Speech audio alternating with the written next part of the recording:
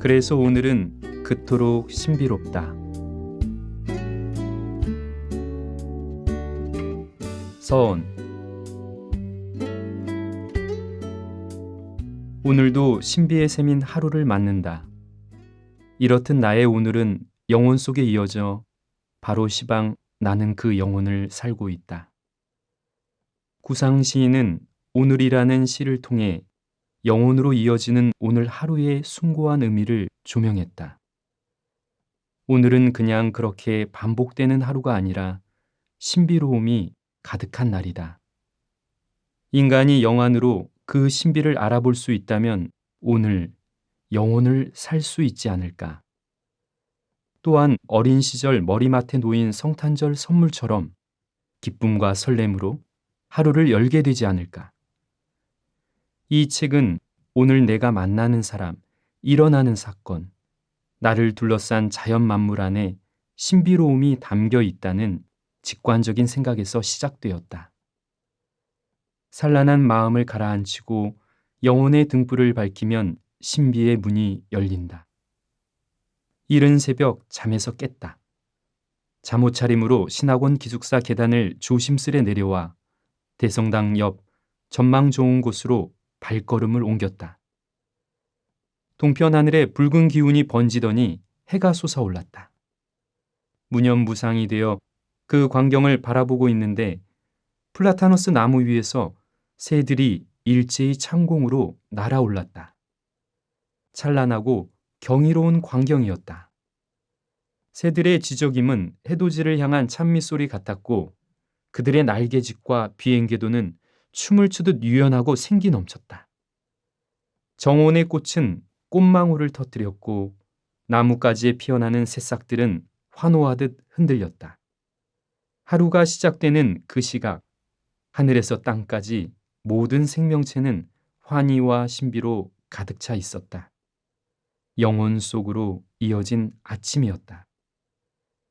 아는 수녀님을 도와주고 성당으로 향하는 길.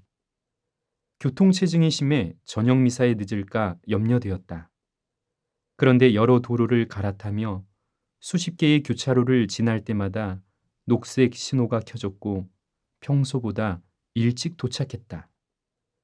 저녁 미사에 늦지 않게 도착하도록 기도할게요 라는 수녀님의 인사말이 거리마다 켜진 것일까? 우연이라 치부해 버릴 수도 있으나 하느님의 손길이 수녀님과 나를 터치했다는 생각에 얼굴에서 미소가 떠나질 않았다. 미켈란젤로는 혼신을 다해 바티칸 시스티나 성당 천장에 천지창조를 그렸다.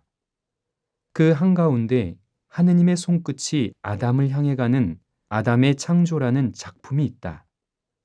이 그림을 자세히 보면 하느님과 아담의 손가락이 아직 닿지 않고 떨어져 있다. 곧이어 하느님의 생명이 아담에게로 전해질 것이다. 나에게 신비는 하느님과 인간의 손가락이 만나는 지점이다.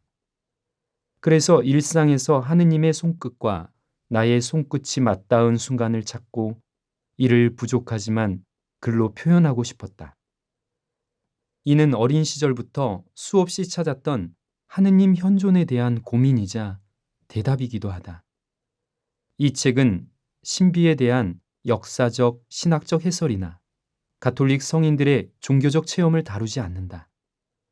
여기에 수록된 글들은 평범한 삶의 소품들이지만 신비스러움이 담긴 이야기다.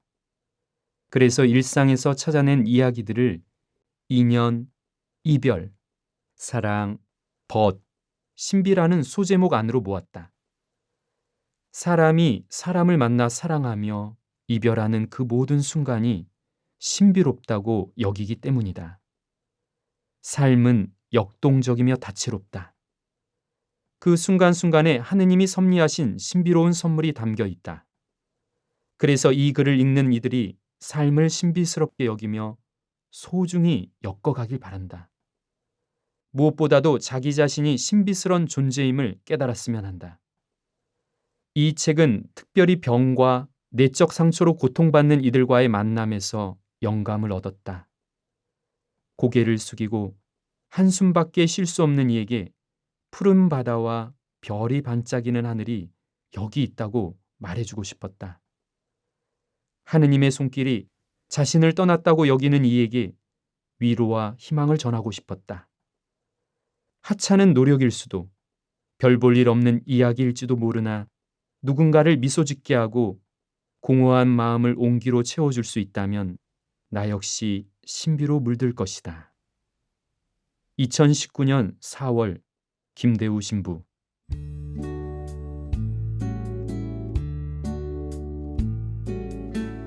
일부 2년.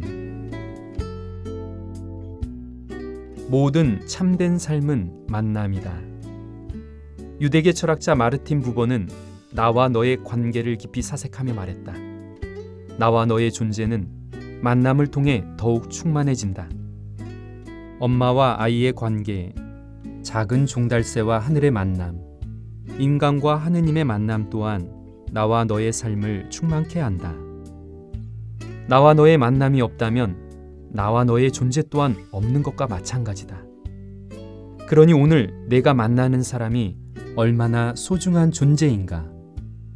이 세상 수억 명의 사람들이 씨줄과 날줄이 만나듯 인연을 맺고 세상을 엮어간다고 할 때 그 가운데 나와 너의 만남은 얼마나 신비스러운가.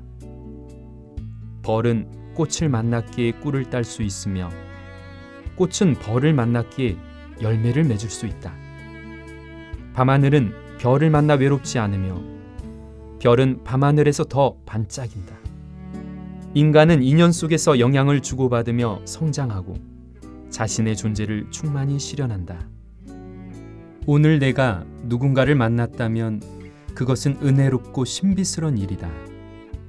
그리고 누군가 나를 만나 은혜롭고 신비스럽다면 하느님은 당신의 얼굴을 나와 너에게 드러낸 것이다. 오늘 만나는 사람에게 정성을 다해야 하는 이유다.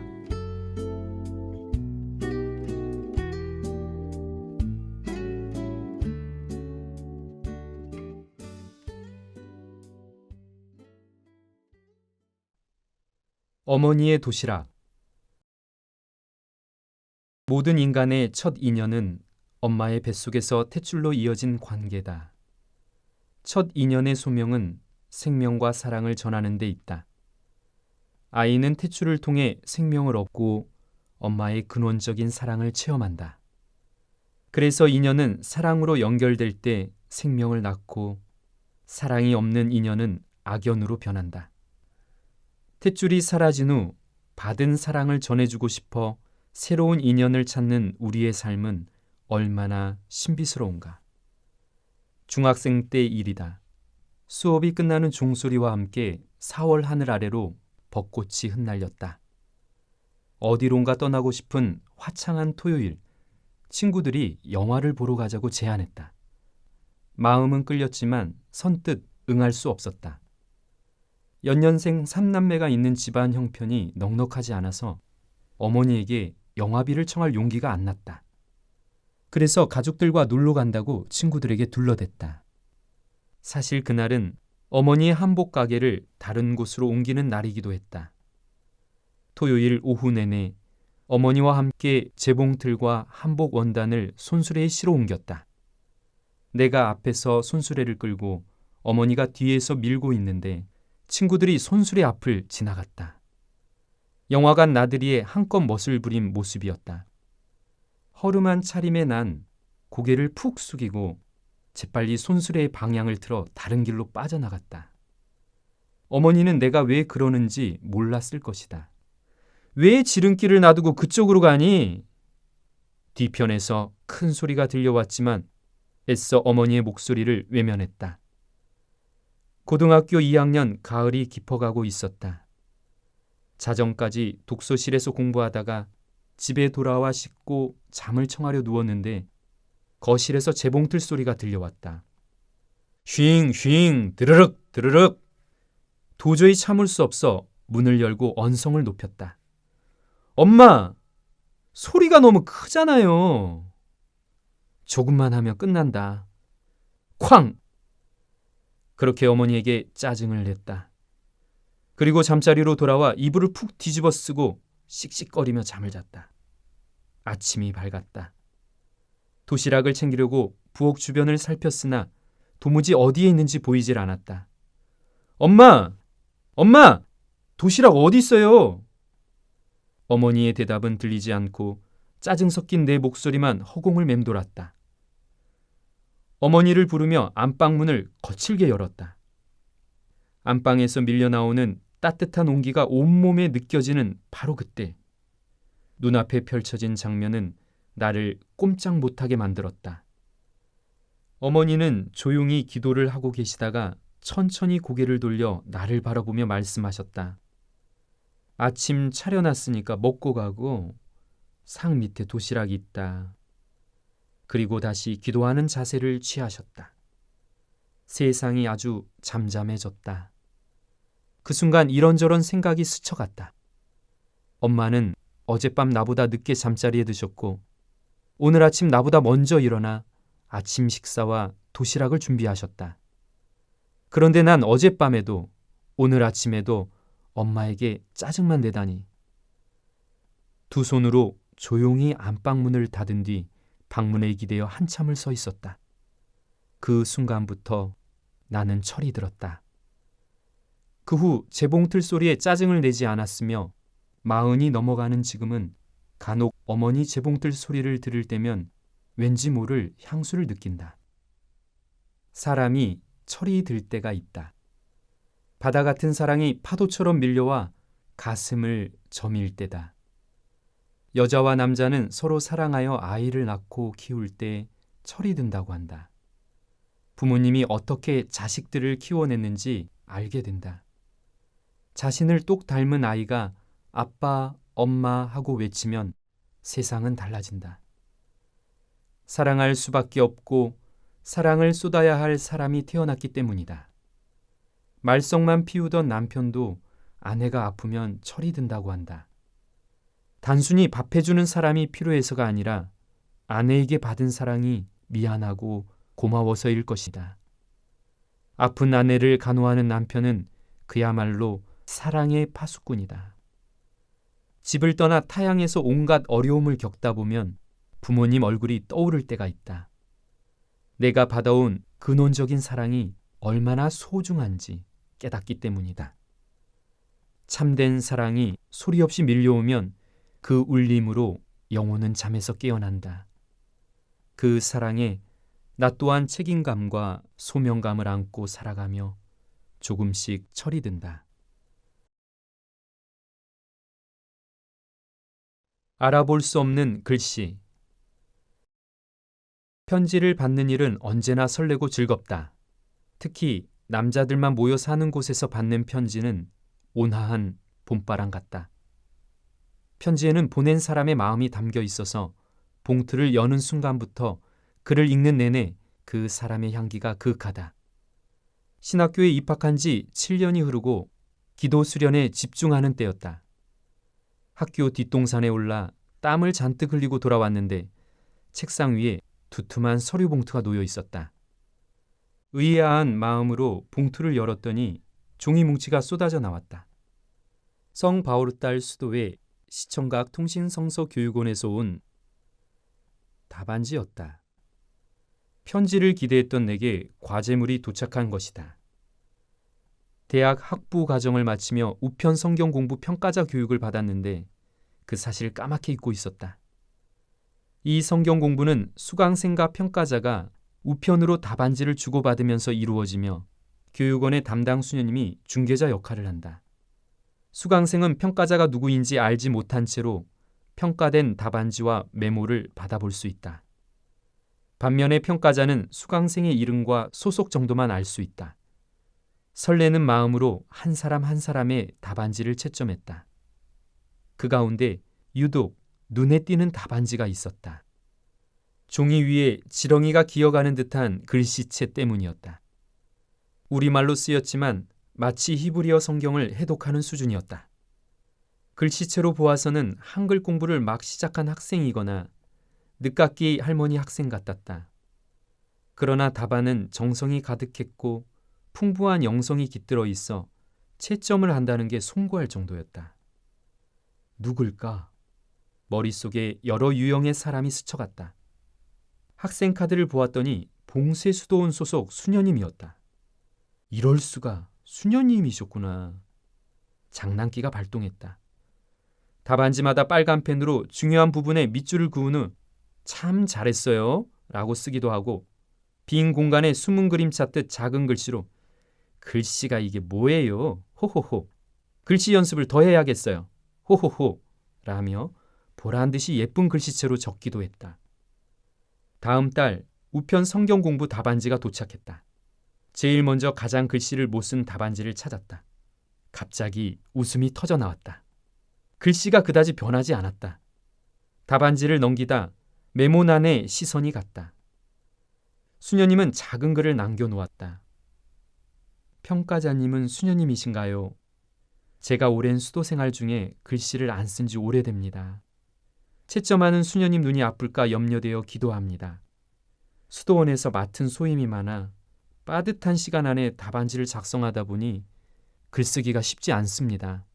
수녀님 미안합니다. 그제야 그분의 사정이 이해되었다. 오랜 세월 봉쇄 수도원에서 세속적인 것들을 끊고 살아오신 것이다.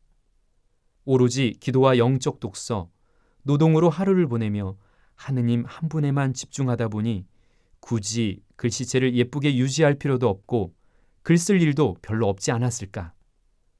세상 안에서 살고 있으나 세속을 떠난 수녀님의 삶이 의아하기보다는 신기했다. 더욱 놀라운 것은 나를 성경을 전공한 수녀님으로 알고 계신다는 사실이었다. 나의 글씨체가 여성스러웠을까? 나는 그날부터 성경을 전공한 수녀님이 되었다. 의도치 않은 장난은 1년 가까이 계속되었다. 불어 그런 것은 아니다. 봉쇄 수녀원 수녀님이 일개 신학생에게 평가를 받아 기분이 언짢거나 창피한 마음이라도 들면 어쩌나 하는 우려 때문이었다. 그렇게 한 해 동안 성경 전문 수도자로서 그분을 만났다.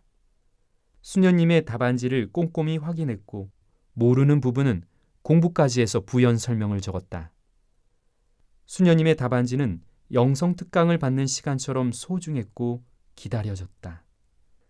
수녀님의 주옥 같은 묵상이 답안지를 통해 그대로 전달되었기 때문이다. 두터운 서류 봉투가 꽃편지보다 아름답게 여겨지던 나날이었다.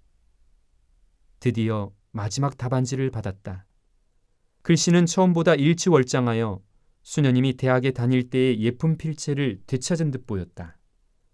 수녀님은 나를 아직도 성경 전문 수녀로 알고 작은 성화와 직접 만든 꽃엽서를 보내주셨다. 이제 진실을 밝혀야 할 때다. 두근두근. 답안지 메모란에 나의 신원을 밝혔다. 답장 마지막에 겸손한 사제가 되도록 기도해 주실 수 있나요? 라며 부탁을 드렸다. 지금은 비록 통신이지만 언젠가 만나 뵐 수 있는 날이 오지 않겠느냐는 말도 덧붙였다. 수녀님은 메모란의 편지를 보고 어떤 표정을 지으셨을까? 오랜 세월 봉쇄 수도원에서 수도 생활을 하신 수녀님이 고작 20대 후반 신학생에게 평가를 받고 놀림까지 받았으니 적지 않은 충격이 있었을 것이다. 또한 나를 선배 수녀처럼 여겨 마음속 이야기도 조금은 털어놓은 상황이니 얼굴을 붉히시지 않았을까. 그렇게 한 번도 가본 적도 본 적도 없는 봉쇄 수도원 수녀님과 성경 공부를 통해 만났다. 그로부터 2년이 흘렀다. 자동차로 2시간을 달려 남쪽의 한 수도원을 찾아갔다. 시골 언덕길을 지나자 바람에 나부끼는 나뭇잎들이 환영 인사를 건네는 듯했다.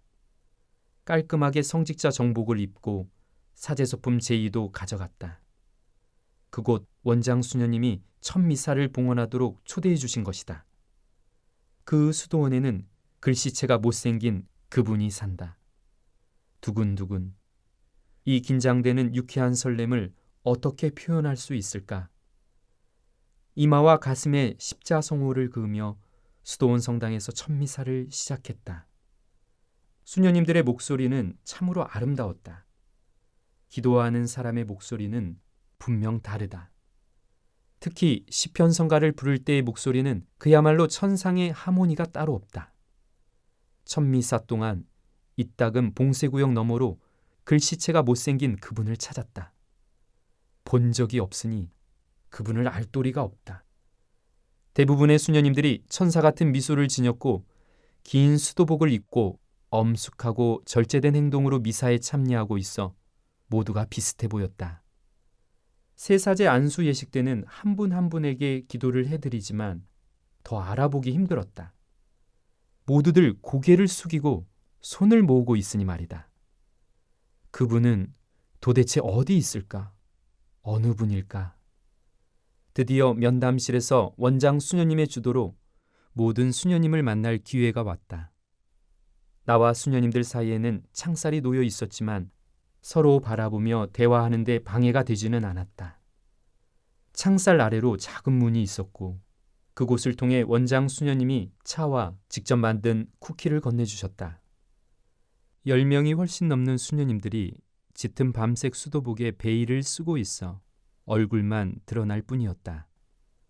수녀님들의 미소는 그야말로 곱고 천진난만했다. 내게로 향하는 많은 시선에 어찌할 바를 몰라 찻잔에만 시선을 고정하고 있었다. 신부님이 이곳에 올 수 있도록 하느님께서 우리 수녀님 한 분을 통하여 섭리해 주셨어요. 그분이 어떤 분인지 아시나요? 그 순간 원장 수녀님의 말씀이 없었다면 두근대는 내 심장 소리를 들킬 뻔했다. 면담실을 가득 채운 수녀님들을 오른쪽에서 왼쪽으로 바라보다가 한 분에게 시선이 멈추었다.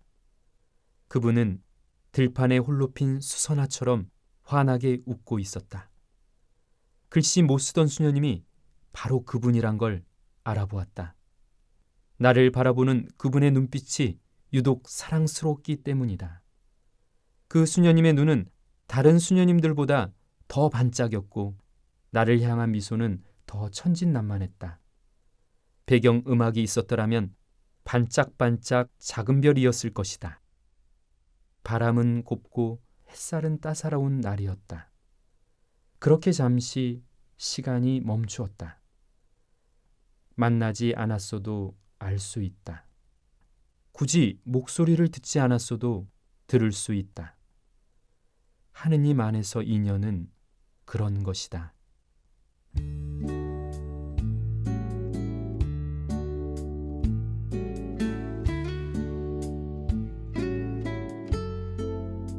해와 달을 품은 과달루페 여인. 알고 있나요? 동쪽에서 햇볕을 몰고 시간을 거슬러 왔어요. 서쪽에서 달빛을 품고 시간을 넘어서 왔어요.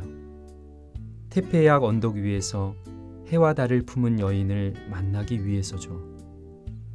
붉은 물감이 과달루페 대성전을 물들인 첫날, 오랫동안 가슴 언저리를 두드리던 그리움이 흐르고 흘러 어디론가 밀려가자 해와 달을 품은 여인은 두 손을 모으고 지그시 순례자를 바라보았죠. 곱게 가른 검은 머릿결 사이 가녀린 시선을 마주하고자 고개를 들었고 보일 듯 말 듯한 눈망울 안에 머물고자 수도 없이 발걸음을 돌리고 옮겼죠. 청록빛 망토를 펼쳐 빛나는 별들을 우리 눈에 넣어주고 동쪽의 햇빛으로 영혼의 어둠을 몰아내며 서쪽의 초승달을 디뎌 우리 마음을 보았죠. 가슴 속 아픈 사연들을 독수리 날개짓에 태워 초승달 너머로 울려드리자 간절한 자녀들의 소망을 두 손에 담아 하늘로 올려드린 당신을 과달루페 어머니, 나의 어머니라 부르렵니다.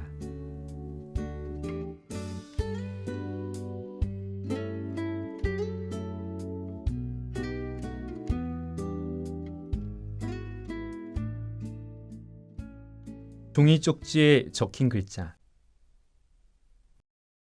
외국말이 아직 서툴던 시절 이탈리아 선생님이던 안나 마리아 할머니는 이런저런 고민을 하는 내게 수도원 피정을 권했다. 홀로 낯선 곳에 가서 며칠 지내다 보면 담대한 마음도 생기고 내적으로 힘도 얻을 수 있으리라는 것이었다. 숙소로 돌아오는 길에 서점에 들러 이탈리아 수도원 안내책자를 샀다. 그리고 안나 마리아 할머니가 추천해준 라 베르나 성지를 피정 장소로 선택했다. 그곳은 이탈리아의 토스카나, 피렌체와 아레초 중간쯤에 위치한 높은 산 중턱에 있고 특히 이탈리아의 수호자 프란치스코 성인이 오상을 받은 곳으로 유명하다. 안내책자를 통해 성지 안에 위치한 순례자의 집 숙박을 문의했다. 아직 전화 통화가 수월하지 않았지만 준비한 말을 반복하며 내 뜻을 전했다. 수화기 저편에서 들려오는 말을 알아듣기 어려웠지만 기어이 금요일부터 주일까지 2박 3일 순례자의 집 숙박과 식사를 예약했다. 피렌체행 기차에 올라 영화 인생은 아름다워 촬영지인 아레초에서 내렸다. 라베르나 성지는 이곳에서 서너 칸짜리 작은 열차로 갈아타고 비비에나 역에 도착한 후 또다시 마을버스로 1시간가량 가야 한다. 그야말로 가는 길 자체가 복잡했다. 기차에서 한 젊은이가 내가 내릴 정거장을 알려주어 그의 도움으로 무사히 도착했다. 여행 중에 만나는 누군가의 친절은 마치 하느님의 손길 같다. 왠지 느낌이 좋다. 성지로 올라가는 길에 4월의 푸른 하늘과 들판에 핀 이름 모를 꽃들이 낯선 동양인을 물끄러미 바라보는 듯했다. 30여 분 걸어서 산을 올랐다. 저편에서 조금씩 사람들의 인기척이 들리고 흙길이 예쁜 돌길로 바뀌더니 이내 고풍스러운 종탑이 보였다. 중세시대에 지어진 수도원 성당과 긴 회랑 끝에 자리한 성 프란치스코의 은수동굴, 그리고 소박한 경당들과 순례자의 집이 눈앞에 웅장하게 펼쳐졌다. 무엇보다도 성당 앞마당에서 바라보는 토스카나의 풍경은 그야말로 장관이었다. 바람이 내 얼굴에서 땀방울을 굴려갈 때 눈을 감고 양팔을 벌려서 춤을 추듯 한 바퀴 돌았다. 왠지 좋은 일이 생길 것만 같았다. 이튿날 프란치스코 성인이 기도했다는 작은 경당에서 미사를 하고 마당에서 햇볕을 쬐고 있었다. 그때 짙은 밤색 수도복 차림의 수녀님들이 내 쪽으로 다가왔다. 마음속으로 나는 아니겠지? 라고 주문을 외웠다. 근처에 있는 이탈리아 신자들에게 오는 것이라 여기고 모른 척했다. 그런데 수녀님 두 분이 내 옆에 다가와 멈추어 섰다. 그리고 이탈리아어를 연신 쏟아내는데 나는 눈만 깜빡이며 그분들의 입모양을 바라보고 있었다. 그분들의 말을 전부 알아들을 수는 없었지만 한국 신부님이세요? 라고 묻는 것은 확실했다. 아마도 성직자 복장을 하고 있어서 그랬나 보다. 우물쭈물하는 사이 자기들끼리 빠르게 말을 주고받더니 몹시 어색해하는 나에게 눈썹이 짙고 눈이 큰 수녀님이 종이 쪽지를 건넸다. 수녀님들과 겨우 인사를 나누고 종이 쪽지를 펼쳐보았다. 오아시 산 프란체스코라는 글자가 적혀 있었다. 도대체 무슨 뜻인지 궁금했지만 큰 의미를 두지 않고 호주머니에 쪽지를 밀어 넣었다. 성 프란치스코 성지에 온 것을 환영한다는 말이려니. 발걸음을 옮겨 성지 곳곳을 둘러보았다. 일요일 아침 부지런히 짐을 챙겨 버스 정류장으로 향했다. 그런데 아무리 기다려도 버스가 오지 않았다. 지나가는 동네 사람들에게 물어보니 오늘은 학교가 쉬는 날이라 버스가 다니지 않는다는 것이었다. 앞불싸. 이를 어쩐다. 걱정이 밀려왔다. 버스가 없으면 기차역까지 가는 방법은 묘연했다. 어떻게 해서 역까지 도착한다 할지라도 기차 시간 또한 드문드문이라 오늘 내로 돌아가지 못할 것 같았다. 하루를 더 묵기 위해 다시 순례자의 집에 올라갔더니 예약이 꽉 차서 방이 없다는 답변이 돌아왔다. 앞이 캄캄했다. 직원 앞에서는 태연한 척했지만 마음속에는 근심이 먹구름처럼 밀려왔다. 이제 어쩌랴. 일단 근처 마을로 가 차를 잡아볼 요량으로 터벅터벅 언덕길을 내려왔다. 30분 정도 걸어 내려오다가 길이 돌아가는 가장자리에서 자그마한 간판을 보게 되었다. 오아시 산 프란체스코. 어디선가 봤는데? 라고 마음속으로 되뇌다가 재빨리 호주머니를 뒤졌다. 맞아. 밤색 수도복 차림의 수녀님들이 주신 그 쪽지야. 꼬깃꼬깃한 종이를 펴보니 단어가 똑같았다. 두근두근 심장이 뛰기 시작했다. 간판이 가리키는 곳으로 굽어진 산길을 따라 걸었다. 마치 비밀 화원으로 향하는 길 같았다. 얼마나 걸었을까? 이내 사람들이 웃고 이야기하는 소리가 나무 사이로 들려왔다. 100여 미터 앞쪽에 고풍스러운 수도원 건물이 나타났다. 걸음을 재촉하여 입구에 당도하자 밤색 수도복을 입은 20여 명의 수녀님들이 일제히 나를 쳐다보았다. 한 수녀님이 큰 눈을 깜빡거리며 내게 다가왔다. 이틀 전에 쪽지를 건네준 바로 그 수녀님이었다. 수녀님은 마치 이산 가족이 상봉하듯 기뻐했고 영문도 모른 채 수녀님 손에 이끌려 수도원 건물 안으로 들어갔다. 그곳은 산속에 숨겨진 또 다른 피정의 집이었다. 천천히 사정을 듣고 보니 한국 수녀님 한 분이 모임에 왔는데 그분이 오랜 세월 고국에 가질 못했다는 것이다. 혹시라도 내가 한국인 신부라면 그 수녀님에게 고국의 신부님을 만나게 해주고 싶었다는 것이다. 이 외국 수녀님은 마음씨도 참 고왔다. 어쩌면 그분의 따뜻한 마음이 하늘을 두드려 나를 그곳으로 이끌었는지도 모르겠다. 1시간이 더 흘렀을까? 마침내 산책에서 돌아온 한국 수녀님을 만났다. 헬레나 수녀님은 이탈리아의 깊은 산골짜기에서 한국 신부를 만나고 몹시 놀란 기색이었다. 우리는 처음 만났지만 오래전부터 아는 사이인 양 이야기를 나누었다. 헬레나 수녀님은 이탈리아 가르멜 수도원 각 분원에서 2~3명의 대표 수녀님들이 이곳에 모여 연수 중이라고 설명해 주었다. 어쩐지 수녀님들이 많더라니. 헬레나 수녀님은 원장 수녀님에게 내 사정을 말씀드렸고 그곳에서 수녀님들과 1박 2일 교육을 함께 받았다. 길을 헤매던 나그네는 그렇게 피난처를 찾았다. 마치 하느님이 가르멜 수녀님들을 통해 내게 쉴 곳을 마련해 주신 것만 같았다. 그곳에서 수녀님들과 스스럼 없이 식사를 하고 유쾌한 이야기를 나누었다. 수녀님들은 의외로 잘 웃었고 분위기가 화기애애했다. 우리는 이 놀라운 만남이 신기하기만 했다. 이 만남은 다른 수녀님들에게도 의미가 있었나 보다. 수녀님들은 자기 수도원에 한번 들르라며 교구사제인 나를 이례적으로 초대했다. 그로부터 몇 년간 가르멜 수도원 3곳을 방문했고 그해 여름 헬레나 수녀님이 살고 있는 산레모 수도원에서 약 2주간을 머물렀다.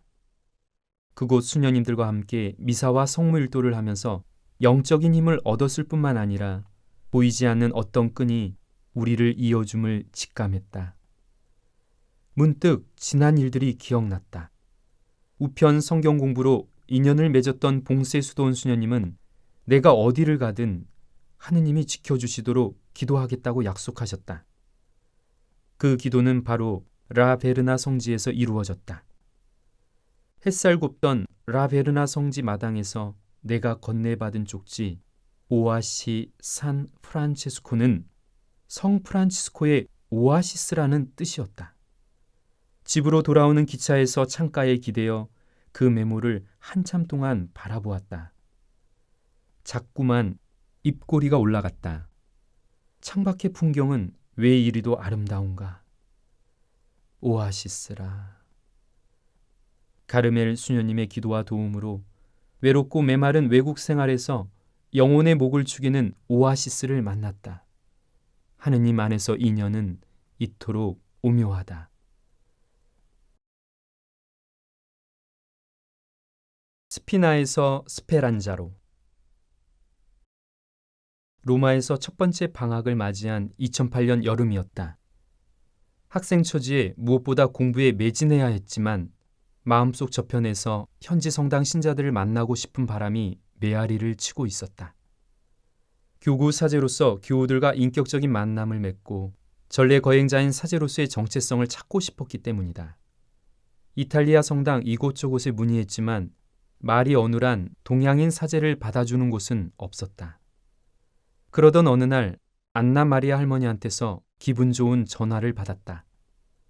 그녀는 내 마음을 훤히 알고 있는 양 말했다. 여름방학에 어디서 머물 예정이에요? 왜 그러시죠? 소개해주고 싶은 예쁜 성당이 있는데. 안나 마리아 할머니는 말을 이었다. 마침 잘 아는 성당 주인 신부님이 사정이 생겨 여름 동안 미사를 대신해줄 신부님을 찾고 있어요. 그래서 당신을 추천했어요. 정말요? 단 1초의 망설임도 없이 대답했다. 갈게요. 그런데 성당 이름이 뭐죠? 스피나. 학기를 마무리한 후 바로 페루자행 열차표를 예매했다. 그의 여름은 페루자 교구 관할의 스피나 성당에 머물게 되었다. 스피나라는 단어는 지역을 지칭하는 고유 명사지만 사전적 의미는 가시였다. 가시나무 할 때 바로 그 가시다. 어쩌면 이 단어가 나의 여름방학 생활을 암시하고 있었는지도 모른다. 아무튼 안나 마리아 할머니의 말처럼 귀엽고 예쁜 성당이라는 말에 내 눈에는 이미 콩깍지가 씌워진 상태였다. 로마에서 기차로 2시간 반을 달려 페루자 역에 도착했다. 정문 옆 주차장에서 누군가 연신 손을 흔들었다. 바로 안나 마리아 할머니였다. 우리는 기쁘게 인사를 나눈 후 그녀의 오래되고 작은 청록색 차를 타고 스피나 성당으로 출발했다. 페루자 시가지를 벗어나자 차창 밖으로 녹색 구릉지대가 펼쳐졌다. 길은 일직선으로 시원스레 뻗어 있었고 지평선 끝은 하늘과 맞닿아 있었다. 주변을 보니 포도나무들이 줄지어 펼쳐졌으며 해바라기 밭도 보였다. 중학교 미술책에서 본 풍경 같았다. 창문 밖으로 손을 펼쳐 감탄사를 연발했더니 안나 마리아 할머니가 얼굴 가득 웃음을 머금었다. 우리는 그렇게 30분 정도 달려 7개의 작은 언덕을 넘어 스피나 마을에 도착했다. 언덕 위에 붉은색 돌로 지어진 성당의 외관은 수백 년은 좋게 지났을 고풍스러움을 품고 있었다. 큰 이쑤시개 같은 향나무가 궁정병정처럼 길가에 서 있었고 성당 주변의 삼면이 모두 해바라기 밭이었다. 몇 주 후면 해바라기 꽃들이 만발할 것이다. 하늘은 한국의 가을 하늘처럼 푸르렀고 시원한 산들바람이 내볼을 스쳐 지나갔다. 정말 동화 속 꿈동산에 와 있는 기분이었다. 하느님 감사합니다라는 말이 절로 나왔다. 이곳은 내게 스피나가 아니라 스페란자, 희망이었다. 주변 풍경을 바라보며 꿈속을 거니고 있을 즈음 엄청난 거구가 우리 곁으로 다가왔다. 위풍당당한 스피나 성당의 주임 신부임을 단번에 알 수 있었다. 신부님은 자신을 소개하고 성당 이곳저곳을 건성건성 설명했다. 그의 이마에 송골송골 맺힌 땀방울들, 급한 말투 등을 보니 뭔가 바쁜 일이 있어 보였다. 숨을 헐떡이며 설명하고 말도 너무 빨라 다 알아들을 수 없었다. 앞으로 머물 곳을 보여주며 일주일 미사 시간표를 건네주었다. 짐을 챙겨 외부 계단을 통해 성당 2층으로 올라갔다. 그곳은 종탑 바로 옆방이었다. 입구에 들어서자 왼편으로 소박한 주방이 보이고 안쪽 문을 열자 넓은 방에 낡은 침대가 놓여 있었다. 침대 앞 2개의 창문을 통해 보이는 풍경은 모두 해바라기 밭이었다. 방과 가구들은 다소 오래되어 보였지만 고풍스러웠고 전망이 너무나 좋아 마음에 들었다. 신부님은 바쁜 일이 있어 나가봐야 한다며 내일 보자고 했다. 안나 마리아 할머니 또한 무슨 일이 있으면 전화하라고 하면서 서둘러 떠나갔다. 묘한 기분이 들었다. 낯선 곳에서 아는 사람들을 다 떠나보낸 형국이었다. 마치 주일 남 미사 후 아무도 없는 성당에서 수도와 전기가 끊기고 냉장고까지 텅 빈 그런 기분이었다. 짐을 풀고 창문을 열어 경치를 감상했다. 해바라기가 언덕 위까지 펼쳐져 있었다. 그래도 참 좋다. 그나저나 밥은 어떻게 해 먹나? 상념에 젖어들던 바로 그 순간 집이 흔들릴 만한 소리가 들렸다. 쾅! 쾅! 쾅! 종소리였다. 멀리서 들으면 성당 종소리가 참 좋은데 바로 옆에서 들으니 소음도 이런 소음이 없었다. 내 방은 종탑 바로 옆이었다. 뭔가 심상치 않은 현상들. 직감적으로 걱정이 밀려왔다. 매일 시간 울린다면 밤 11시에는 이 소리가 11번이나 울릴 것이 아닌가. 걱정스런 마음으로 냉장고를 열었다. 냉장고 안은 그야말로 텅텅 비어 있었다. 온 주방을 조사한 결과 토마토 소스 한 박스와 물과 빵, 잼이 전부였다. 아, 이 일을 어쩐다. 이럴 줄 알았으면 스파게티 끓이는 방법을 배워둘 걸. 후회하기엔 이미 늦었다. 내가 온 곳은 스피나, 가시본당이었다. 다음 날 신부님과 이야기를 나누면서 내가 이곳에 왜 왔는지 더욱더 미궁으로 빠져들었다. 빨래와 식사는 직접 해결해야 하고 마을에서 멀리 떨어진 4곳의 성당을 돌면서 미사를 집전해야 하는데 그러려면 오토바이로 이동해야 했다.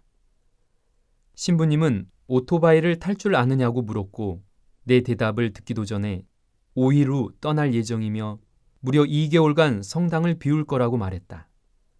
나중에 알게 된 사실이지만 신부님은 위독한 어머니 간병 등 여러 이유로 주교님에게 장기 휴가를 허락받은 것이었다.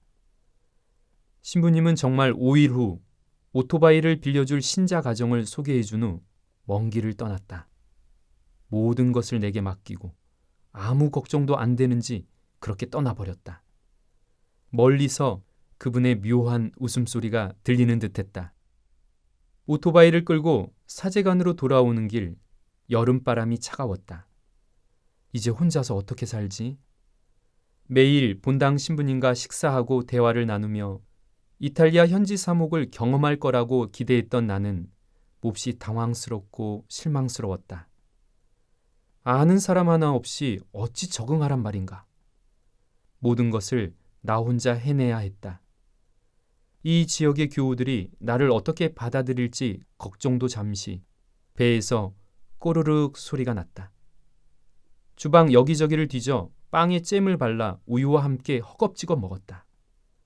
이것도 하루 이틀이지. 스파게티 만드는 법을 꼭 배워야겠다는 원의가 솟구쳤다. 외롭고 지루한 날들이 흘러갔다. 스피나에서 열흘째 되는 화요일 미사 후 삐쩍 마른 동양인 사제가 불쌍했던지 한 아주머니가 다가왔다. 식사에 초대해 주셨고 나는 감사하며 그분을 따라갔다. 계단 난간에 꽃화분이 걸려있는 아름다운 2층 집이었다. 마당에는 우물이 있고 한쪽으로는 포도밭이 보였다. 그야말로 전형적인 중부 이탈리아 집이었다. 그분의 이름은 클라우디아. 남편은 그 지역 보건소 의사인 모레노였다. 클라우디아는 응접실 의자에 앉아 쉬도록 안내했지만 나는 그녀에게 다가갔다. 제게 스파게티 만드는 방법 좀 가르쳐 주시겠어요? 클라우디아는 의아해하며 주방 출입을 허락했다. 아마도 스파게티를 못 만드는 내가 이상해 보였나 보다. 그동안 뭘 먹었어요? 빵에 잼 발라서 우유랑 먹었어요. 맘마미야, 아기예요? 네? 맘마미아는 바로 이런 상황에 쓰는 말이기도 했다. 나는 멋쩍게 웃으며 클라우디아가 스파게티를 만드는 과정을 노트에 꼼꼼히 적었다. 그리고 궁금한 것을 물어보았다. 그날의 요리는 고기를 잘게 다져 넣은 토마토 스파게티와 멜론을 프로시우토로 말아먹는 요리였다. 클라우디아는 마치 요리 선생님이 된 양 섬세하게 설명해 주었다. 사실 식재료 단어를 잘 몰라 그녀의 설명을 다 알아듣지는 못했지만 대략적인 요리 방법을 알게 되었다. 주방 일을 거들면서 서먹함은 사라지고 빨리 친해졌다. 식사가 거의 준비될 즈음 2층에서 자녀들이 내려왔다. 그들은 클라우디아의 둘째 딸과 막내 딸이었다. 곧이어 남편 모레노도 왔고 결혼한 첫째 딸도 왔다. 그러고 보니 이 집은 딸 부잣집이었다. 어디든 딸이 많은 집은 식사 시간에 이야기가 넘쳐난다. 클라우디아가 가족을 다 부른 모양이었다. 그들은 처음 본 동양인 사제가 신기했던지 스파게티를 먹기보다는 속사포처럼 질문을 던졌다. 내 의사를 다 표현할 수 없어 답답했음에도 저녁 식사는 화기애애한 가운데 이루어졌다. 대화는 말보다 마음과 표정으로 전해지는 것이 분명하다. 우리는 어느덧 마음을 열고 삶과 신앙을 나누고 있었다. 밤이 늦어 사제관으로 돌아가기 위해 오토바이에 시동을 걸자 가족들은 문 밖까지 나와 인사했다. 그때 클라우디아가 내게 다가와 속삭이듯 말했다. 오고 싶을 때면 언제든지 오세요. 다음에는 다른 요리를 가르쳐 드릴게요. 너무나 듣고 싶은 말이었다. 마음속으로 만세를 외쳤다. 네. 오토바이를 타고 돌아오는 길에 신이 나서 경적을 마구 눌렀다. 밤하늘을 덮고 자던 별들이 모두 놀라 깨어났는지 눈부시도록 반짝였다. 그날 이후 여러 가정에서 정기적으로 식사 초대를 받았다. 외로운 노인의 집에 가기도 했고 벌을 키우는 남자와 그의 연인, 오토바이를 빌려준 가정, 아들이 수도자인 가정 등 여러 곳을 다니며 그들과 삶의 애환을 나누었다. 말이 유창하지 않으니 내가 한 것이라곤 그들의 이야기를 들어주는 것뿐이었다. 그들의 슬픔에 함께 슬퍼하고 기쁜 일에 함께 기뻐해 주었다. 고해성사를 청하는 이들이 늘어났으며 미사가 끝나면 고맙다고 인사하는 이들도 많아졌다.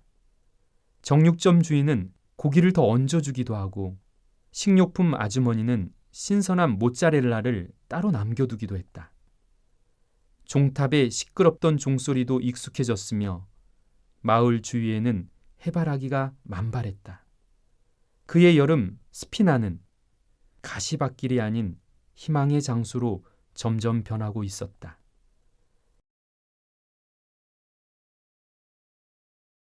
부활꽃 향기. 평소 못 보던 부부가 성당에 왔다. 여자는 털모자를 쓰고 있었고 남자는 그를 부축하고 있었다. 한눈에 보아도 남편이 아픈 아내를 데리고 온 것이었다. 두 분의 얼굴도 어두웠다. 사정을 들어보니 아내는 암투병을 하고 있었고 비신자였던 남편은 아내가 성당에 가고 싶다고 해서 미사에 동행한 것이었다. 아내에게는 바람이 있었다. 남편이 세례를 받아 함께 손을 잡고 성당에 오는 것이었다. 몇 주 후 제단에서 교우들을 바라보다가 성당 뒷줄에 앉아있는 그들을 발견했다. 공지사항 시간에 나도 모르게 이렇게 말해버렸다. 이곳에 아픈 아내를 데리고 성당에 온 멋진 남편이 있습니다. 참 아름답지 않습니까? 이분이 세례를 받으면 아내분의 병이 나을 것 같은데요. 그렇죠? 그러자 교우들이 이구동성으로 대답했다. 네, 맞아요. 맞습니다. 그렇게 그 남자분은 예비자 교리반에 들어오게 되었다. 하느님께서 가장 기뻐하실 것이다. 그런데 기쁨도 잠시였다. 몇 달 후 전화벨이 다급하게 울렸다. 신부님, 아내가 큰 수술을 하게 되었어요. 오셔서 기도해 주시면 힘이 될 것 같습니다. 그럼요. 가고 말고요. 형제님도 이제 기도하는 방법을 배웠으니 함께 기도합시다.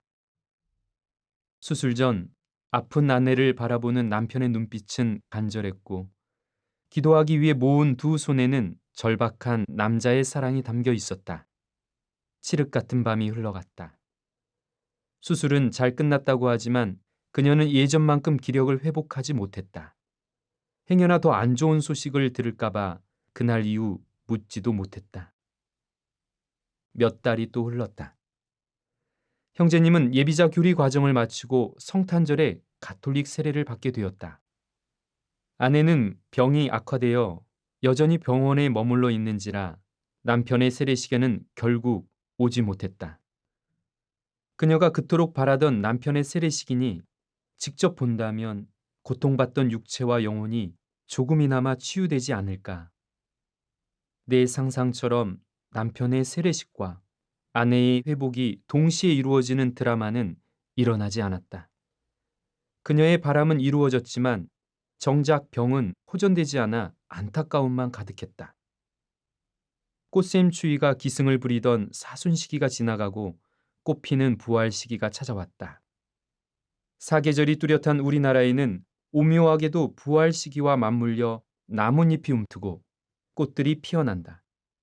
그래서 성당에 오는 교우들의 얼굴도 꽃처럼 밝고 화사하다. 성당 앞마당에서 미사를 마치고 가는 교우들 한 분 한 분과 인사를 나누고 있었다. 그때 저 멀리서 한 부부가 반짝이는 눈빛으로 밝게 웃으며 나를 계속 응시하고 있었다.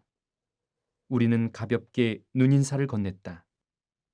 굳이 말하지 않아도 그분들이 누구인지 알 수 있었다. 사람들과 인사를 마친 후 발걸음을 돌려 한 걸음 한 걸음 그분들에게 다가섰다. 그동안 무슨 일이 있었는지, 건강은 회복되었는지 묻지도 않았다. 그냥 서로를 안고 한참을 그렇게 서 있었다. 그날은 유난히도 따뜻한 봄바람이 성당 정원을 맴돌았다. 하느님이 원하시는 때가 이제 왔구나. 그래, 이 기다림의 기쁨이, 이 따뜻한 생명이, 이 벅찬 감동이 부활이구나. 신약 성경을 보면 예수님은 7마귀에 들려 고통 속에서 지내던 마리아 막달레나를 고쳐주셨다. 그녀는 분명 굴곡 많은 삶을 살았을 것이다. 그러한 막달레나가 예수님의 자비와 은총을 통해 어둠을 벗어나 새 사람이 되었으니 예수님은 생명의 은인이었다. 그래서 예수님이 잡혀가실 때 제자들은 주랭랑을 놓았지만 막달레나는 처형 장소인 골고타 언덕 십자가 아래까지 동행한다. 사흘 후 마리아 막달레나는 예수님의 시신에 향유를 바르기 위해 칠흑 같은 밤을 뚫고 무덤으로 달려가기도 했다. 그녀는 밤을 깨우며 동이 트기만을 기다렸으리라. 그런데 그녀가 발견한 것은 빈 무덤뿐이었고 무덤 속 예수님의 시신은 온데간데 없었다. 천사는 낙담한 그녀에게 부활하신 예수님의 기쁜 소식을 전한다. 예수님은 절망과 죽음의 그림자가 드리운 그곳에 머물러 계시지 않았다. 부활하신 예수님은 빛이요 생명이며 안위 계신 곳이 없으신 하느님이시기 때문이다. 마리아 막달레나가 부활하신 예수님을 만난 첫 번째 목격자로 그려지는 성경의 내용이 흥미롭다. 부활하신 예수님이 제자들보다도 이 여인에게 먼저 당신 모습을 드러내신 것은 그녀가 어두운 밤을 지나 새벽을 향해 달려왔기 때문이 아닐까. 사랑하는 이를 위해 밤을 지새우고 무덤으로 달려가는 마리아 막달레나의 모습에서 오랜 세월 투병한 여인과 그녀를 지극정성으로 간호한 남편을 본다. 그들에게 절망의 밤은 새벽빛으로 사라지고 아픔과 고통으로 가득 찬 무덤은 비워졌다. 그들은 성녀 마리아 막달레나가 그러했듯이 빈 무덤을 보았고 부활하신 예수님의 첫 번째 목격자가 되었다. 서로의 아픔과 고통까지 사랑했기 때문이다. 까만 밤이 하얗게 되기까지 옆에 머물며 기도했기 때문이다. 내가 그 부부를 성당에서 다시 만난 날은 부활절 아침이었다.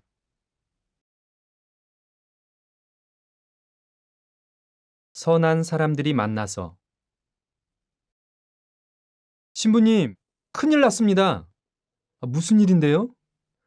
글쎄 바오로 할아버지 댁에 불이 났어요, 불. 지금 동네가 난리 났습니다. 뭐라고요? 이 엄동설 안에 불이라니요. 어르신들은요?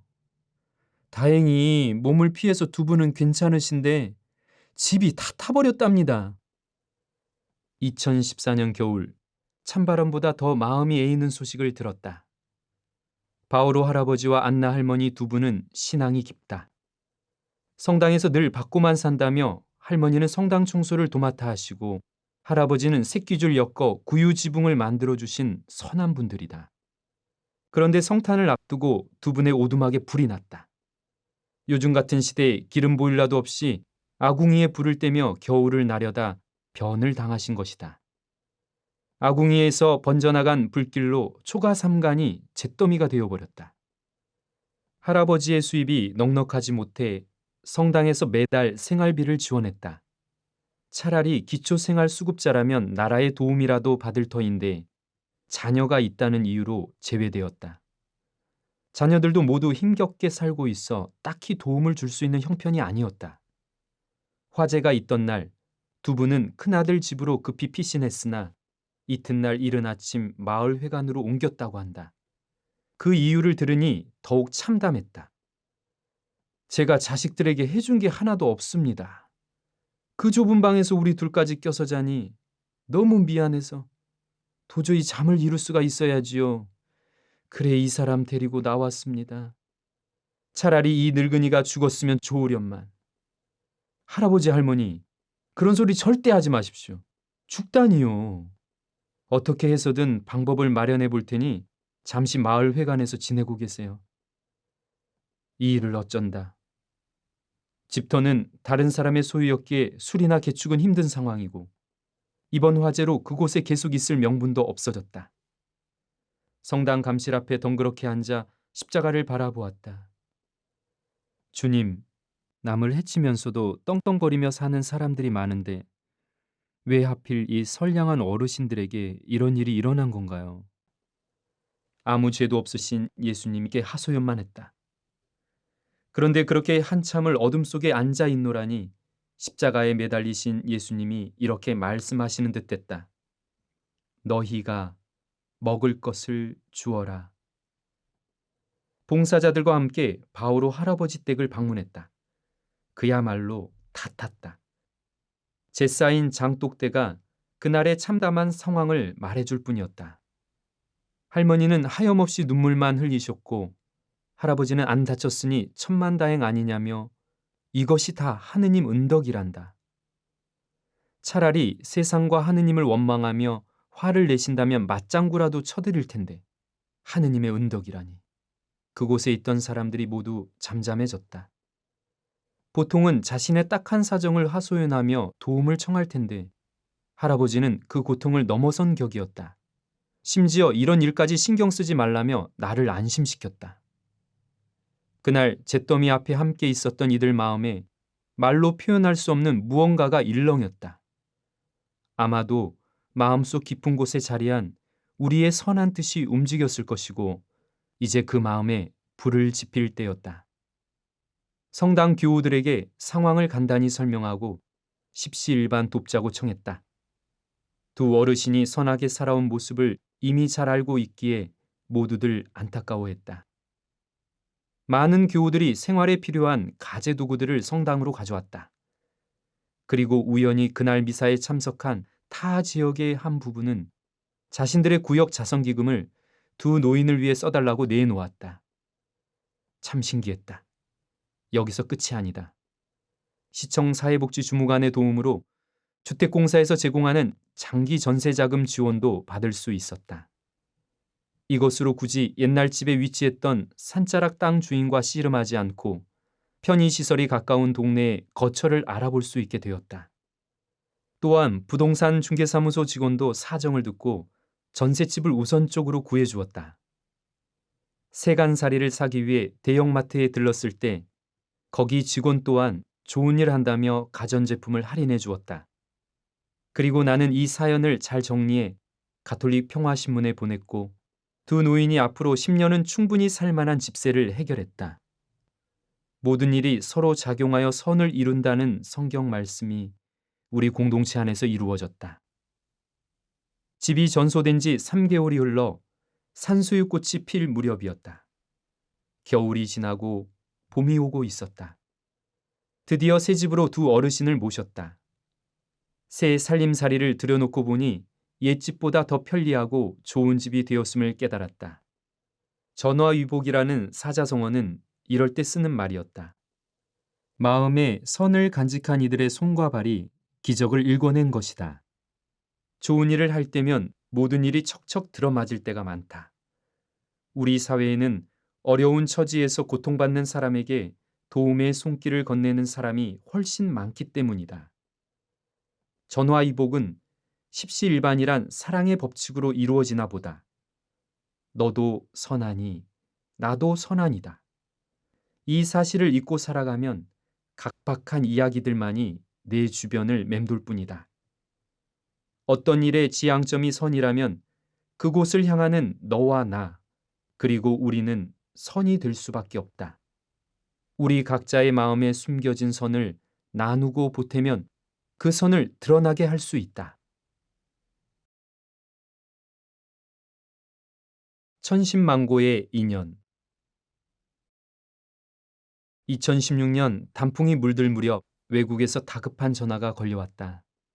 신부님, 산모와 아이가 모두 위험해요. 기도해 주세요.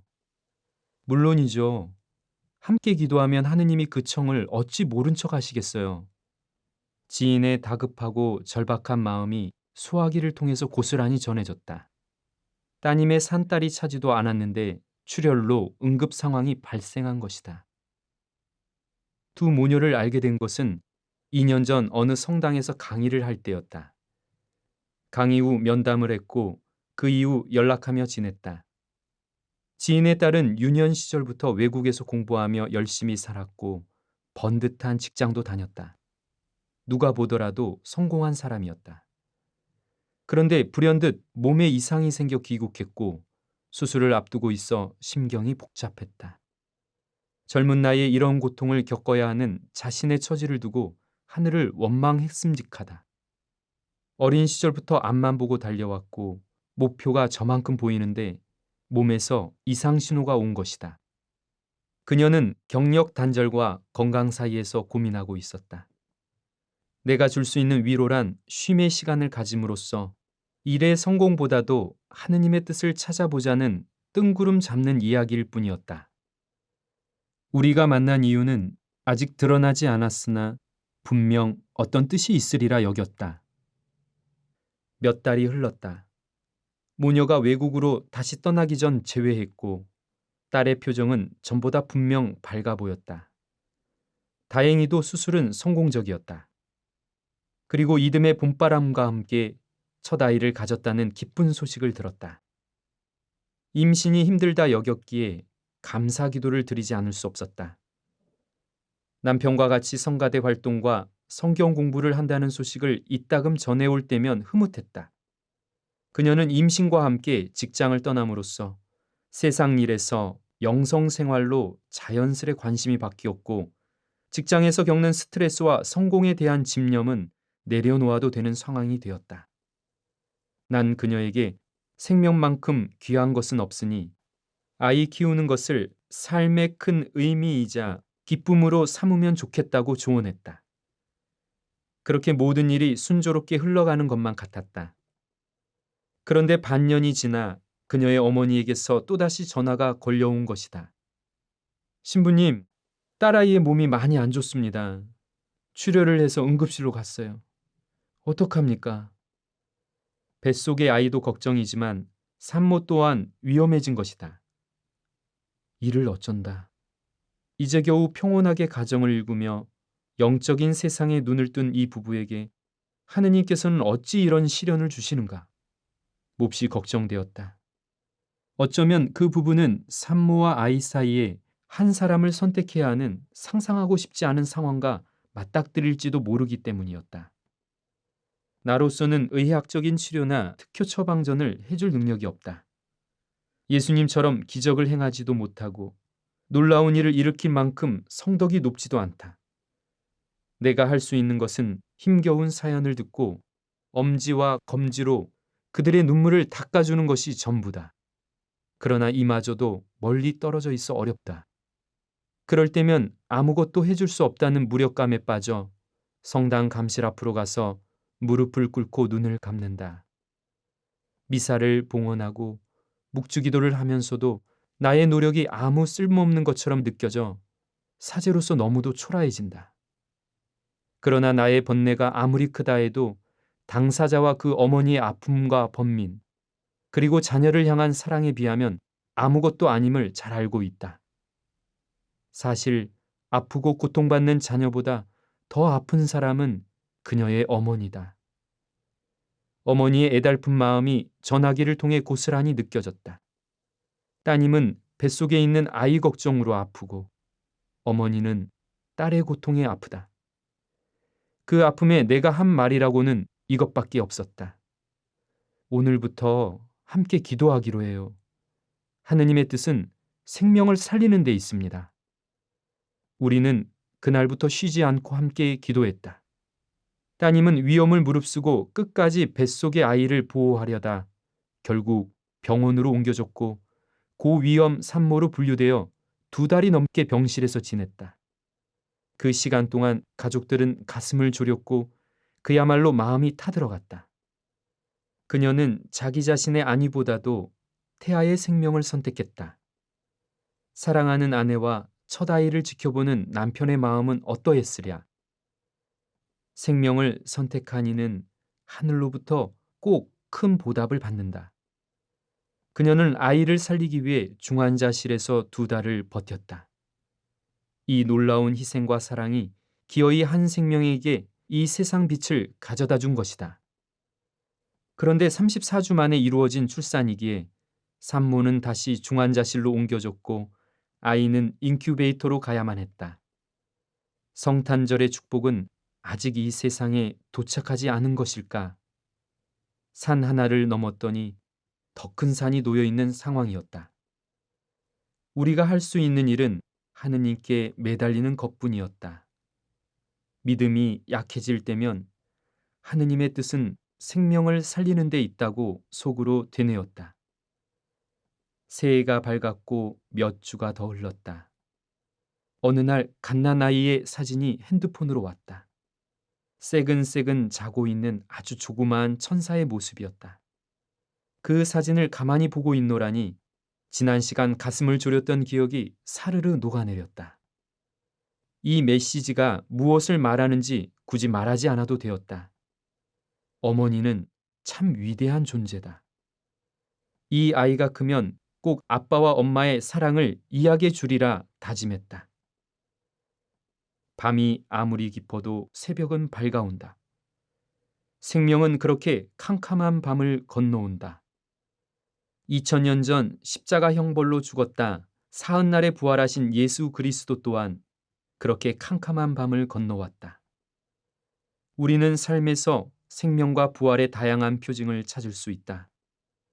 초봄, 마늘싹이 언 땅을 뚫고 올라오거나 앙상한 가지에서 산소유꽃이 봄을 알릴 때 자연은 소생한다. 상처와 아픔 속에서 우울한 나날을 보내던 이가 참된 용서와 치유를 체험할 때 영혼은 새롭게 숨을 쉰다. 그리고 한 산모가 신앙의 빗속을 걷기로 다짐하며 자기 자신을 잊고 어린 생명에게 세상 빛을 보게 한 그날도 부활의 날이다. 우리는 인생의 캄캄한 순간에 맞닥뜨려서도 삶을 포기하지 않고 2손을 모으고 달려왔다. 그 길 끝에 생명과 부활이 기다리고 있음을 알고 믿기 때문이다. 생명은 자신을 온전히 희생하는 일을 통하여 세상으로 왔으니 이 땅에 살아가는 우리 모두는 그 희생이란 이름에 매일 빚을 지고 살아간다. 자투리 상포 속 베네치아. 이탈리아 동북부 베네토주에 위치한 베네치아는 죽기 전에 꼭 가봐야 할 도시라 할 만큼 매혹적인 곳이다. 빨강머리 신부라 불리던 안토니오 비발디가 그곳에서 태어나 성장하고 사계를 작곡한 것도 우연은 아닌 듯하다. 또한 루소, 괴테, 바이런 등의 시인과 문호들이 베네치아를 방문하고 극찬한 점도 어찌 보면 당연한 일이다. 118개의 섬이 378개의 다리로 연결된 수중도시 베네치아는 오래전에는 산호섬이었다. 섬이라 부르기는 하지만 사실 물 위로 살짝 드러난 퇴적층이었다. 8, 9세기 전쟁통에 피난온 사람들이 바닷물이 찰랑거리는 조각조각의 퇴적층 위에 통나무 말뚝을 박고 그 위로 지면을 만들어 건물을 세우면서 사람이 살만한 작은 섬이 되었다. 조각조각의 섬들을 수많은 다리로 연결하여 지금의 아름다운 베네치아가 생겨난 것이다.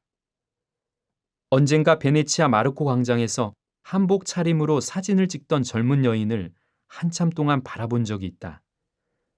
저고리와 치마를 자세히 보니 조각천들을 이어 바느질한 옷이다. 마치 베네치아의 작은 섬들이 연결된 듯 보였다.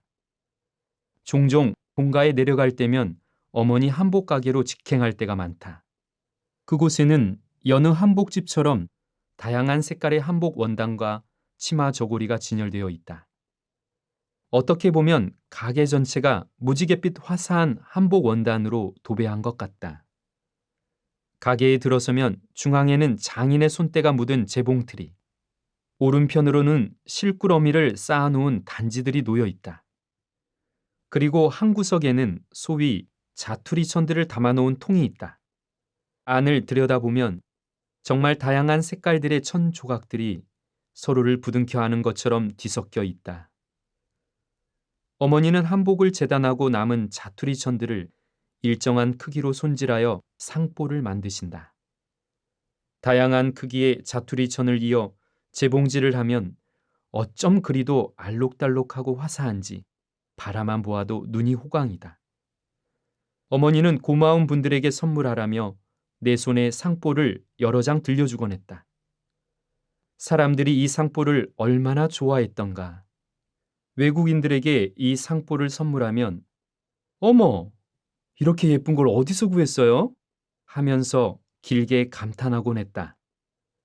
식당 창문에 장식으로 걸어두거나 빵이나 간식 위에 살포시 올려두라고 설명해 주었더니 그대로 했다. 동네 사람들이 그것을 보고 너도 나도 할 것 없이 상뽀를 달라고 청했다. 그 덕에 외국의 시골 마을까지 한국의 아름다움이 전해졌다. 게다가 여러 집에서 식사 대접까지 받았으니 자투리천의 덕을 톡톡히 보았다. 타인을 향한 작은 노력과 선의 실천들이 이 자투리천이라는 생각이 든다. 공동체와 이웃을 위해 희생하는 작은 행위들은 잘 드러나지 않을 때가 많다. 누가 알아주고 상을 받는 행위는 아니라 할지라도 작은 선이 모이고 모여서 그 사람의 기품과 품위가 생겨나고 향기를 풍기게 마련이다. 그야말로 자투리천이 모여 예술작품이 된다. 한복 한 벌은 될 수 없다 할지라도 오색빛깔 상포처럼 아름다운 영혼이 수놓아진다. 나의 마음 속에는 자투리섬이 하나 있다. 너의 마음 속에도 자투리섬이 하나 있다. 그 조각들을 서로 이을 방법이 없을까? 베네치아의 크고 작은 다리를 건너며 상념에 젖을 때였다. 지나가던 곤돌라 뱃사공이 멋들어지게 오 솔레 미오를 부른다. 오 맑은 태양, 너 참 아름답다. 폭풍 후 지난 후 너 더욱 찬란해.